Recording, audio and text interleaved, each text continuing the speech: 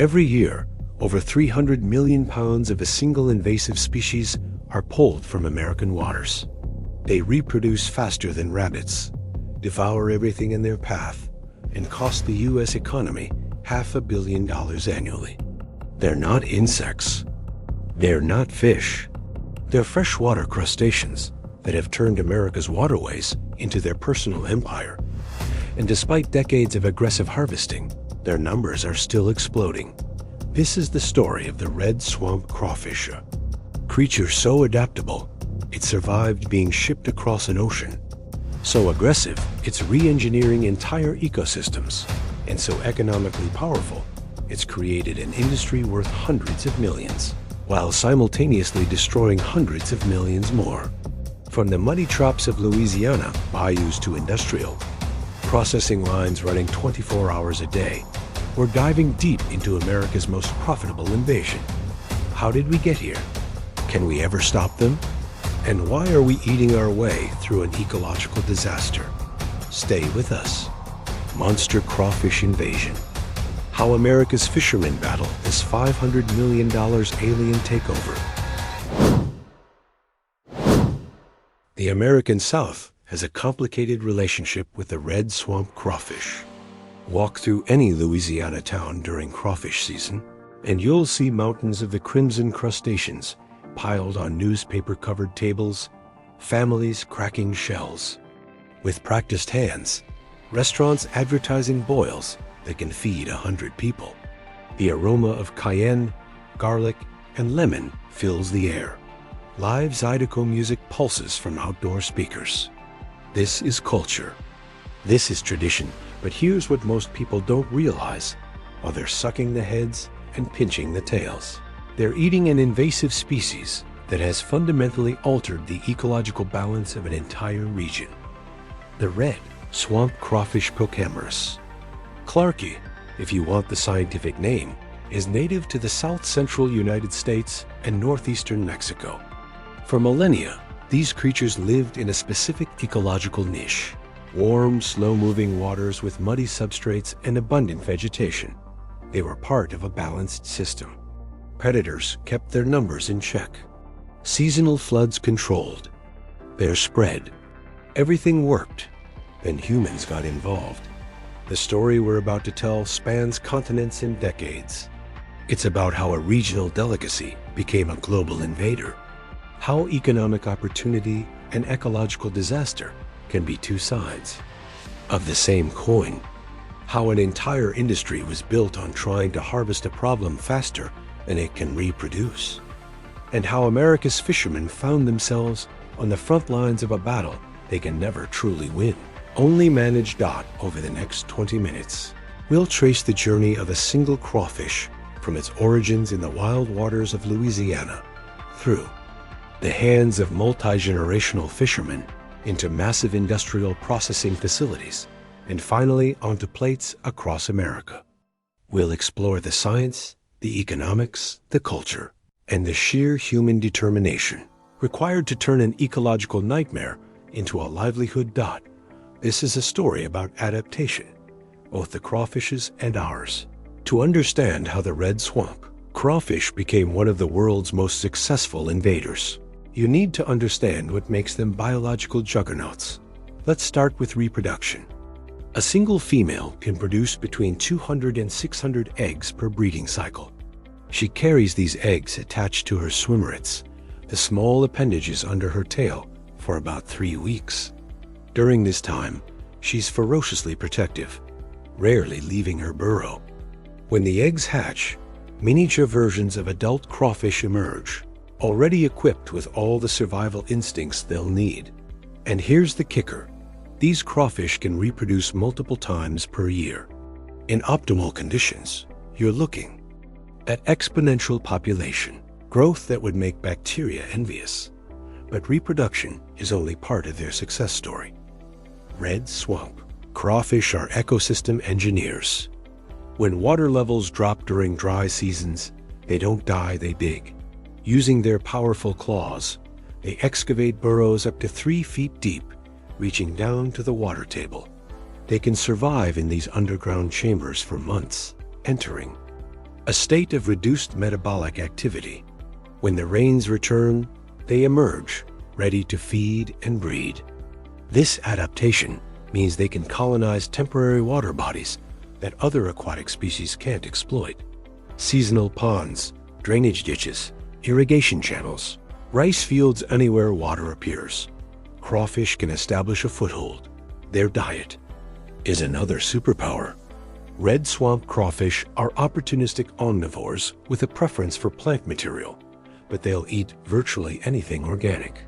Aquatic vegetation, detritus, insects, small fish, amphibian eggs, other crawfish nothing, is off the table. This dietary flexibility means they're never constrained by food availability. If one food source disappears, they simply switch to another. Now, here's where the invasion story really begins. The deliberate spread of red swamp crawfish outside their native range started in the early 20th century, driven primarily by aquaculture interests.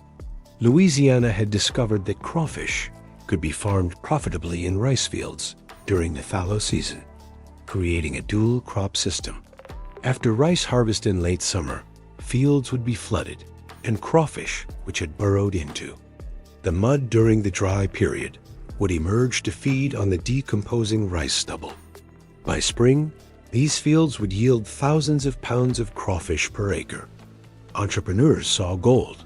They began exporting both live crawfish and farming techniques to other regions and countries. California, Texas, the Carolinas, anywhere with suitable climate and water resources became a potential crawfish market. But the real expansion happened internationally. In the 1920s and 30s, red swamp crawfish were introduced to Hawaii for aquaculture. In the 1960s and 70s, they spread to Japan, Taiwan, and various parts of Africa. By the 1980s and 90s, they had reached Spain, China, and numerous other countries. Sometimes these introductions were intentional for farming or food. Sometimes they were accidental escaped from farms, released from bait buckets, transported in water plants, sold for aquariums. And once they escaped into the wild, there was no putting them back. In their non-native ranges, red swamp crawfish often found themselves in paradise. Fewer specialized predators meant less pressure on their populations. Naive native species had no evolutionary defenses against these aggressive newcomers. Climate conditions in many introduced regions were similar to Louisiana, or even better, for year-round reproduction. Within the United States, the expansion beyond the native range has been dramatic. Wild populations are now established in California's Central Valley, where they've caused millions of dollars in damage to rice agriculture. They're in the Pacific Northwest, the Southwest, and throughout the Southeast. They've colonized thousands of miles of irrigation canals, drainage systems, and natural waterways. But what makes them truly unstoppable isn't just their biology. It's their ability to modify their environment in ways that benefit them while harming others. When crawfish populations explode in a wetland, their constant burrowing destabilizes banks, causing erosion. Their feeding decimates aquatic vegetation, which other species depend on for shelter and food. They prey on the eggs and larvae of native fish and amphibians, and their burrowing creates pathways for water to drain from wetlands, sometimes causing entire seasonal wetlands to dry up prematurely. They don't just invade ecosystems, they remake them. The ecological damage caused by invasive red swamp crawfish populations is staggering, but it's also maddeningly difficult to quantify. How do you put a dollar value on a native species driven to local extinction? How do you calculate the cost of a degraded wetland's lost ecosystem services? Ecologists have tried. In California alone, crawfish damage to agricultural systems primarily, rice fields and irrigation infrastructure costs an estimated $50 million annually. They eat young rice plants, destroy levees with their burrowing, and clog irrigation pumps. Farmers have to spend money on crawfish control measures, that often prove ineffective. But agricultural damage is just the visible portion of a much larger problem. Wetlands are among Earth's most biologically productive ecosystems. They filter water, store carbon, provide flood control, and support incredible biodiversity. The Gulf Coast's wetlands, already under severe pressure from coastal development, oil and gas extraction, and climate change, face an additional threat from crawfish. Overpopulation. When crawfish densities reach extreme levels, they can completely denude wetlands of aquatic vegetation. This destroys habitat for everything from microscopic invertebrates to waterfowl. Native fish species that depend on vegetation for spawning lose their nursery grounds. Migratory birds lose crucial stopover habitat. The ecological cascade doesn't stop there. Crawfish are intermediate hosts for various parasites that affect wildlife and occasionally humans.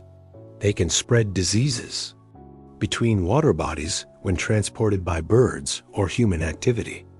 Their burrowing contributes to coastal erosion, a critical issue in Louisiana, which loses a football field's worth of land to the ocean every 100 minutes. Add it all up: agricultural damage, infrastructure costs, ecological services degradation, native species impacts, and you arrive at estimates of $500 million in annual economic impact across the United States. And that's probably conservative. But here's where the story gets complicated. Because that same species causing $500 million in damage is simultaneously generating hundreds of millions in revenue. The Louisiana crawfish industry alone is worth over $300 million annually at the farm gate level. When you account for processing, distribution, restaurants, and tourism, that number multiplies several times over. The industry employs thousands of people: farmers, fishermen, processors, distributors, restaurant workers. Entire communities have economies built around crawfish. Louisiana produces between 120 and 150 million pounds of crawfish annually, with roughly 2/3 coming from wild harvest and 1/3 from farming. During peak season, typically February through May, crawfish boils become social institutions. Churches hold crawfish fundraisers. Companies reward employees with crawfish lunches. Families gather for backyard boils that last hours.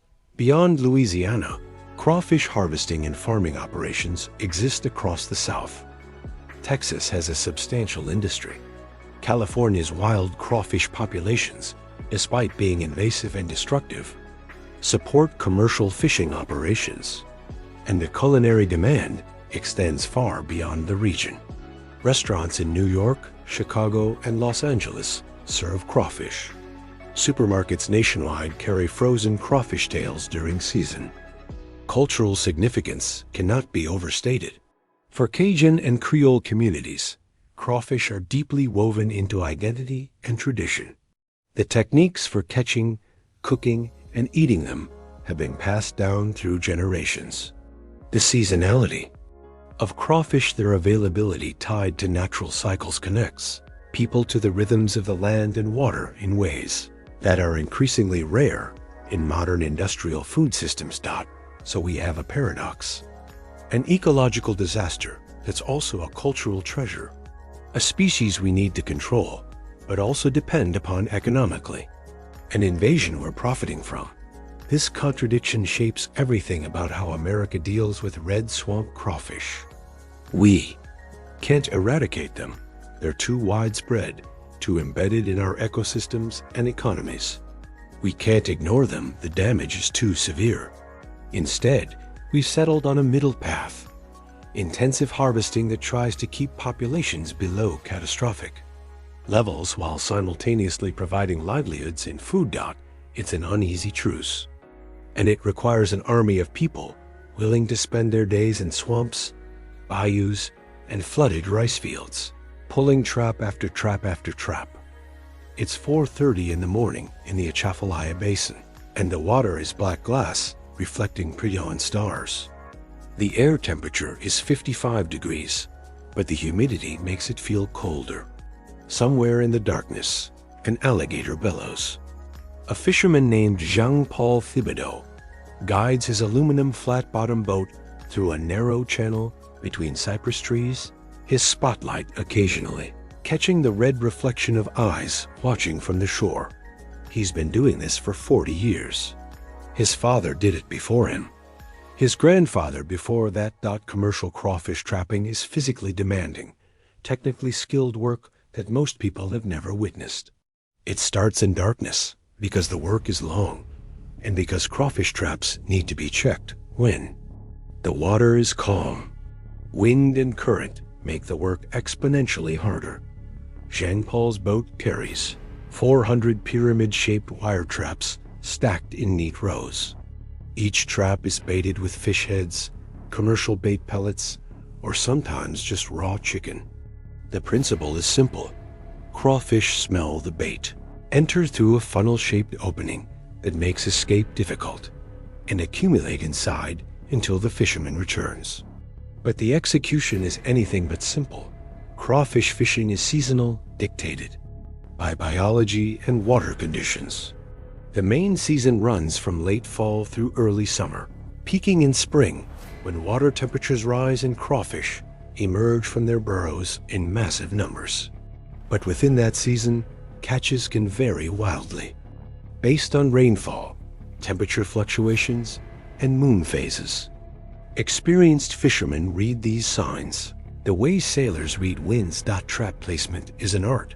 Crawfish prefer areas with submerged vegetation, moderate depth, usually 2 to 4 feet, and soft muddy bottoms for burrowing. Commercial fishermen develop intimate knowledge of their fishing grounds over years or decades. They know which cypress groves flood first after heavy rains. They know which channels hold crawfish even in low water. They know where competitors are likely to set traps and where virgin territory might exist. Single fishermen might run anywhere from 300 to 1,500 traps, distributed across miles of waterway. Each trap is marked with a float-off in a plastic bottle or buoy labeled with the fisherman's name or license number. Checking traps means motoring from marker to marker, pulling each trap from the water, dumping the catch into holding baskets, rebaiting if necessary, and redeploying the trap. On a good day, with efficient technique and cooperative weather, a skilled operator might check 500 traps in 6 to 8 hours. That's about 1 trap per minute, with no breaks. The physical toll is severe. Repetitive pulling motion strains shoulders and backs. Standing in a rocking boat for hours tests balance and core strength. Hands become torn from handling wire traps and crawfish claws. The sun beats down without mercy in spring and summer. In winter, the cold seeps into bones during pre-dawn hours, and the catches are unpredictable.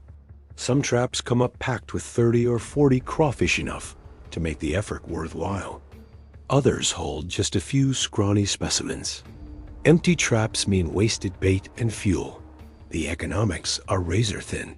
Fuel costs, bait costs, equipment maintenance, boat repairs, license fees, these eat into profit margins. When wholesale prices drop, during peak season due to market glut, fishermen can find themselves working at a loss, continuing only because they've already invested in equipment and because stopping means losing their place in the supply chain. Commercial operations amplify these challenges. Large-scale crawfish businesses might deploy 10,000 or more traps across multiple locations, employing crews of workers to check and empty them. These operations use specialized boats with mechanical trap pullers, live wells to keep crawfish alive during transport, and GPS systems to track trap locations. Some have moved toward automation where possible, but crawfish trapping remains stubbornly resistant to mechanization. The variability of wild environments means human judgment is still essential. Crawfish farming practiced primarily in converted rice fields operates on different principles, but faces its own complications. Farmers flood fields in late summer, or fall, stock them with crawfish, and allow the population to establish over several months.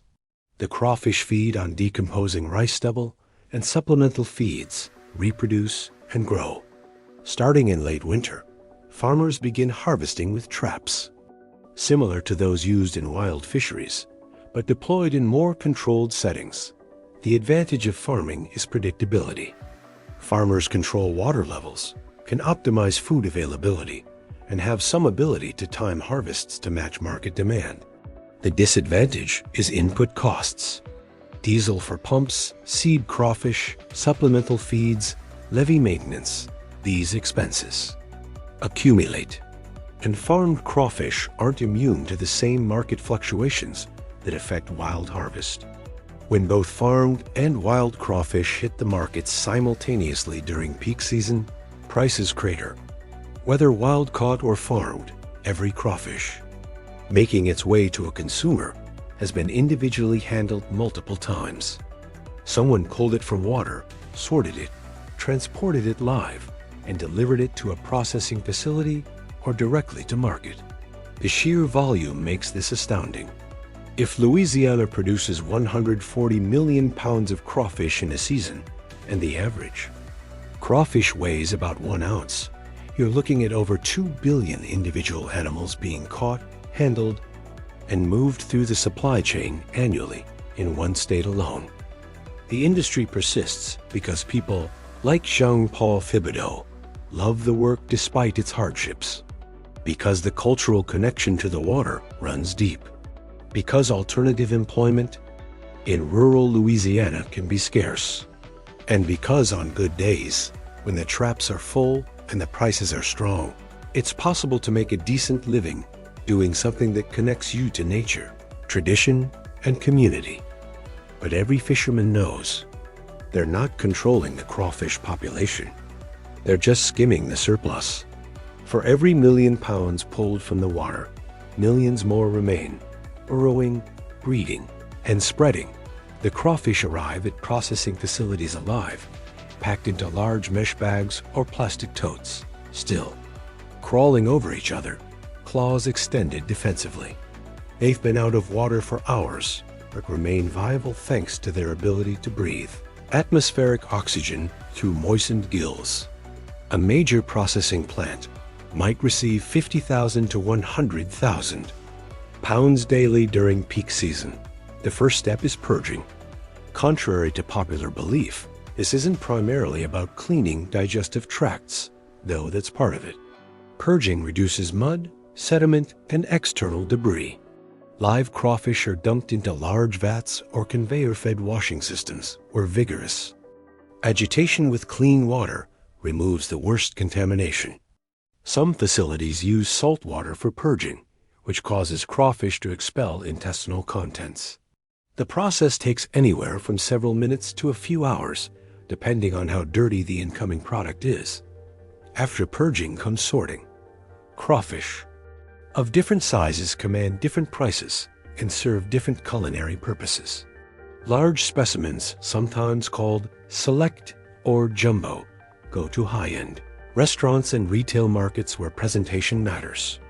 Smaller crawfish often end up in processing for tail meat extraction.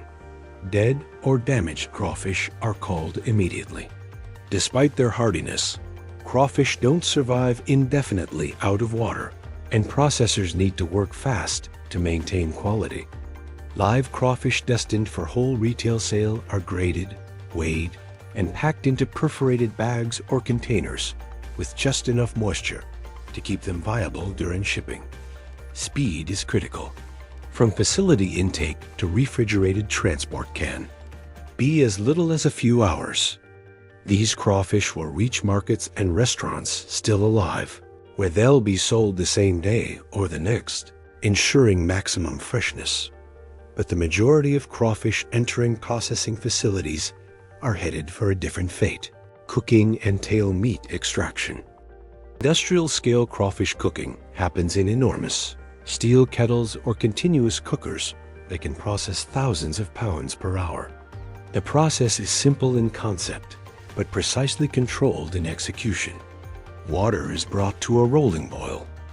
seasoned with industrial quantities of salt and sometimes cayenne or other spices, and crawfish are added in batches. Cooking time is typically 3 to 5 minutes enough to ensure thorough heating and to make the meat easily extractable from shells, but not so long that meat becomes rubbery. The distinctive bright red color of cooked crawfish comes from astaxanthin, a carotenoid pigment that's present but masked in living crawfish by protein binding. Heat denatures these proteins, releasing the pigment's true color. It's the same chemical reaction that turns lobsters and crabs red. After cooking, crawfish are rapidly cooled to stop the cooking process and to make them handleable. Then comes the most labor-intensive part of the entire operation, separating tail meat from shells. Despite decades of mechanization attempts, crawfish tail meat extraction remains largely manual work. The anatomy of crawfish, their segmented bodies, variable sizes, and relatively small meat-to-shell ratio makes them extremely difficult to process mechanically without significant meat loss and shell fragment contamination. So processing facilities employ large crews of workers who spend their shifts performing the same motion thousands of times. Twist off the tail, pinch the end of the shell, push the meat out. Skilled workers can process crawfish with remarkable speed, sometimes 2 or 3 per second in a sustained rhythm. But it's grueling work. The repetitive motion causes carpal tunnel and other repetitive stress injuries. The smell is overwhelming. The environment is hot and humid from constant cooking operations. The extracted tail meat goes through additional cleaning to remove any remaining shell fragments, then is sorted by size. Premium-grade tail meat comes from larger crawfish and contains whole, intact pieces. Lower grades might include broken pieces or meat from smaller crawfish. The meat is then packaged, either fresh for immediate distribution or frozen for longer-term storage. Modern facilities have sophisticated food safety systems. HACCP protocols govern every stage from receiving to final packaging. Temperature monitoring ensures cold chain maintenance. Metal detectors catch any contamination from processing equipment. Bacterial testing validates sanitation procedures. The crawfish industry, like all seafood sectors, operates under intense regulatory scrutiny. Some facilities go beyond basic tail meat extraction to produce value-added products. Crawfish édifice, crawfish bisque, stuffed crawfish heads, crawfish boil seasoning mixes. These products create additional revenue streams and help stabilize the business during price fluctuations in commodity. Crawfish sales dot the waste stream from processing is substantial.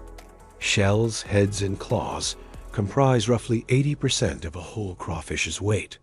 Some facilities compost this material or sell it for agricultural use. Crawfish shells are rich in chitin and calcium, making them valuable. Soil amendments. Others have explored extracting chitin for industrial applications, though the economics remain challenging. From the loading dock where live crawfish arrive to the refrigerated trucks carrying packaged tail meat to distributors, the entire processing cycle might take less than 24 hours. But in that compressed time frame, raw wild product has been transformed into shelf-stable food ready for distribution across the country. A traditional Louisiana crawfish boil is controlled chaos rendered edible. Enormous pots, sometimes propane-fired. Cauldrons holding 60 or 80 quarts are filled with water and brought to violent boils. The seasoning that goes in next is not subtle. Bags of commercial crawfish boil seasoning containing salt, cayenne, paprika, garlic powder, onion powder, mustard seed, coriander, and other spices get dumped in by the cup. Whole lemons, halved or quartered, follow. Onions, corn on the cob, potatoes, and sometimes sausage get added as flavor elements and side dishes. Then come the crawfish alive, still crawling, poured directly into the roiling water. The pot is covered. The timer starts. 3 to 5 minutes later, The heat is cut and the pot is allowed to sit, the crawfish soaking in the spiced liquid. This soak time is where flavor penetrates the shells and infuses the meat. 10 minutes, 15, sometimes 20. The longer the soak, the spicier and more seasoned the final product. When the cook determines the time is right, the entire contents of the pot are drained, usually directly onto a large outdoor table covered in newspaper, and the feast begins. There's no delicate plating. Crawfish, corn, potatoes, sausage, and seasonings tumble out in a steaming pile. Everyone gathers around, grabs a handful of crawfish, and starts the work of extracting meat. The technique is ritualistic. Grab a crawfish, twist and pull to separate the tail from the head. If you're a purist, you suck the head first. This extracts the flavorful hepatopancreas, the digestive gland that accumulates spices and fats. Then you pinch the end of the tail shell and push or pull the meat out. Pop it in your mouth. Repeat. Experienced eater can work through pounds of crawfish in an hour, maintaining a steady rhythm of twist, suck, pinch, eat while carrying on conversation. Drinking beer and periodically wiping hands on napkins that quickly become useless. But crawfish in American cuisine extend far beyond backyard boils. In Louisiana's high-end restaurants, crawfish etouffee represents the refined expression of crawfish cookery. The dish starts with a roux flour toasted in fat until it reaches the desired color, from blonde to dark brick red. This is the foundation of Cajun and Creole cooking, providing deep nutty flavor and thickening power. The holy trinity of Louisiana. Cooking onions, celery, and bell peppers are sweated in the roux until softened. Stock is added gradually, creating a thick gravy-like sauce. Seasonings follow: cayenne, black pepper, paprika, thyme. And finally, crawfish tail meat is folded in, cooked just long enough to heat through and absorb flavors. The result is served over rice, the sauce providing richness and the crawfish contributing sweet, delicate seafood flavor. Crawfish bisque takes a different approach, utilizing the whole animal in a complex, time-intensive preparation that's become increasingly rare.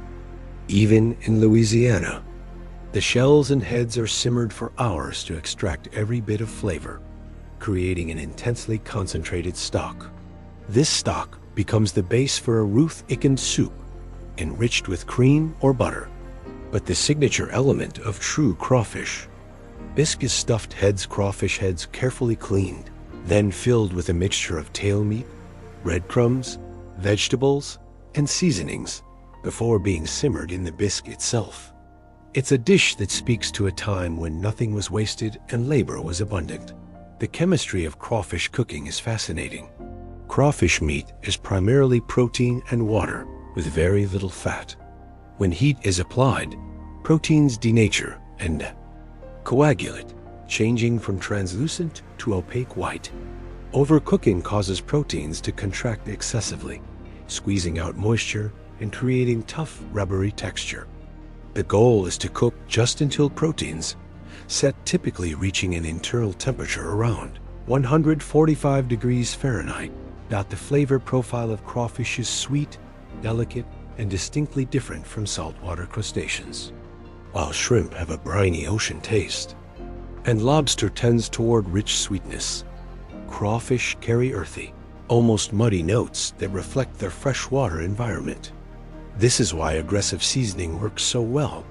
The crawfish meat can stand up to intense spice without being overwhelmed. Regional variations in crawfish preparation reflect broader culinary traditions.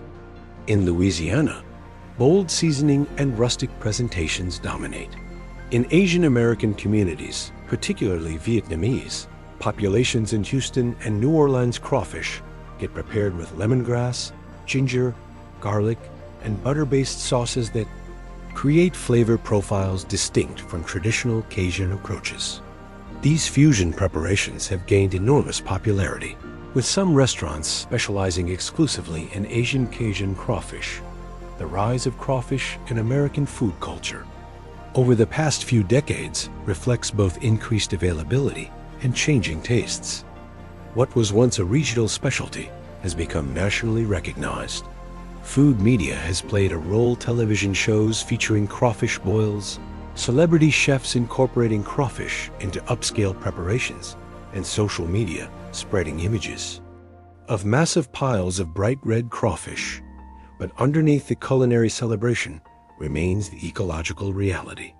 Every pound of crawfish consumed represents a pound less in the environment where they're causing damage.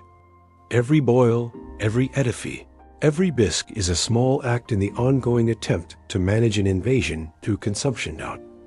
It's an unusual conservation strategy. Eat the problem. But in the case of red swamp crawfish, it might be the only strategy that's even partially working. The relationship between Americans and the red swamp crawfish will never be simple. We can't uninvent their spread. We can't return to a time before they colonized waterways across the continent and around the world. We're committed now to a long-term management project that has no end date and no clear victory condition. But within that challenge lies something unexpected. A model for how human societies might learn to live with invasive species in the Anthropocene. Not every invader can be turned into a resource. But when it's possible, when economic incentives align with ecological needs, when cultural traditions can be built around harvesting pressure, maybe we find a path forward.